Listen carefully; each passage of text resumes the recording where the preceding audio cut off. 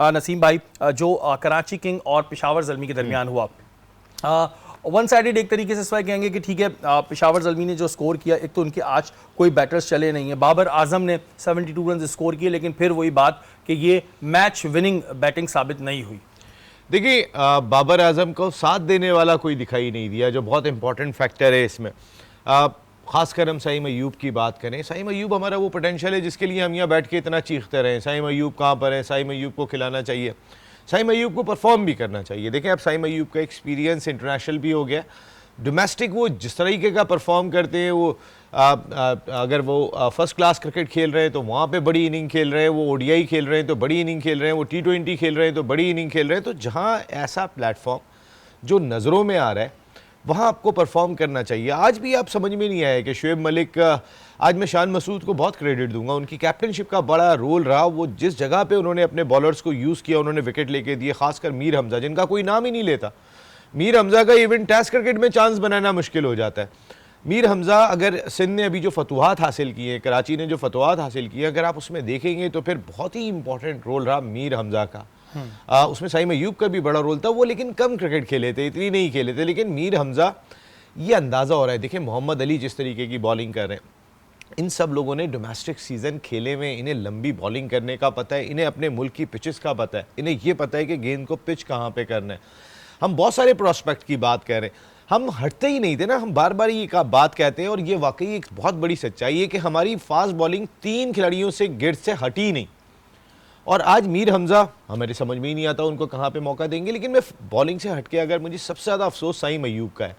अच्छा नसीम भाई, फिर ये एक सवाल यहाँ पर ये आता है कि जैसे सईम अयूब कभी परफॉर्मेंस दे देते हैं, इसी तरह फिर ये ना हो कि जी अगर मीर हमजा ने इस मैच में परफॉर्मेंस दी, अगले मैच में हम देखते हैं कि जी बहुत ही बुरी सूरत हाल होती है, तो ये शायद एक कन्फ्यूजन रहती हो सिलेक्शन कमेटी को या किसी को इनको खिलाते हुए। देखिए, मीर हमजा, आपने मौका ही कितने लोगों को दिया। देखिए, सईम अयूब को भी आपने अगर मौका दिया था, सईम अयूब को एज ए ओपनर तो पहली सीरीज़ मिली न्यूजीलैंड में, वरना उनकी जगह पर तो आपने उनको खिलाया ही नहीं। जब आपने इंटरनेशनल क्रिकेट में मौका दिया था, ना बाबर जगह छोड़ने को तैयार हो रहे थे, ना रिजवान जगह छोड़ने को तैयार हो रहे थे, एक यंगस्टर के लिए भी जगह छोड़ने को तैयार नहीं थे। लेकिन जिसको जहाँ जगह मिले वहाँ पे आपने परफॉर्म करना है। ये पाकिस्तान की टीम है, यहाँ चांस मिलना इतना आसान काम नहीं होता। जब आप बहुत रगड़ा खा के आते हैं, बहुत परफॉर्म करके आते हैं डोमेस्टिक सीजन में, तब कहीं जाके आपकी सिलेक्शन होती है पाकिस्तान टीम में, और उसके बाद आपको मैच मिलता है। अच्छा, तो मीर हमजा किसको रिप्लेस कर सकते हैं? ऐसा कौन सा इस वक्त में बॉलर है? हारिस रऊफ स्ट्रगल कर रहे हैं। देखिए, आज का मैच जिस तरीके से, मैं अगर हारिस रऊफ की बॉलिंग देखूं तो हारिस रऊफ को आज परफॉर्म करके दिखाना चाहिए था।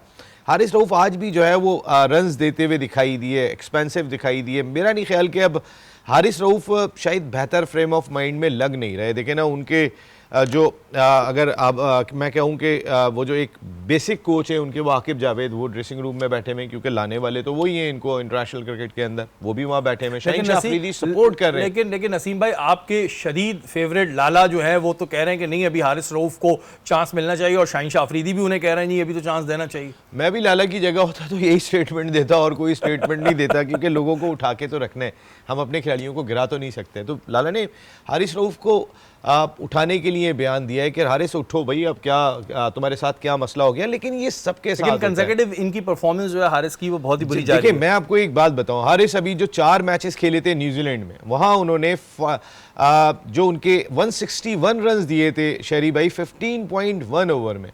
अब आप सोचें कि आप 161 रन यानी 10 की औसत से कहीं ज़्यादा, 15.1, और अभी जो 2 मैचेस आज के मैच से पहले उन्होंने खेले थे, एक में 47 रन दिए, एक में 38 रन दिए। तो अगर मैं वो 4 मैच और ये 2 मैच जो पिछले गुजरे, अगर मैं सिर्फ इन्हीं को काउंट कर लेता हूँ, तो 23.1 ओवर में 246 रन दे दिए आपने।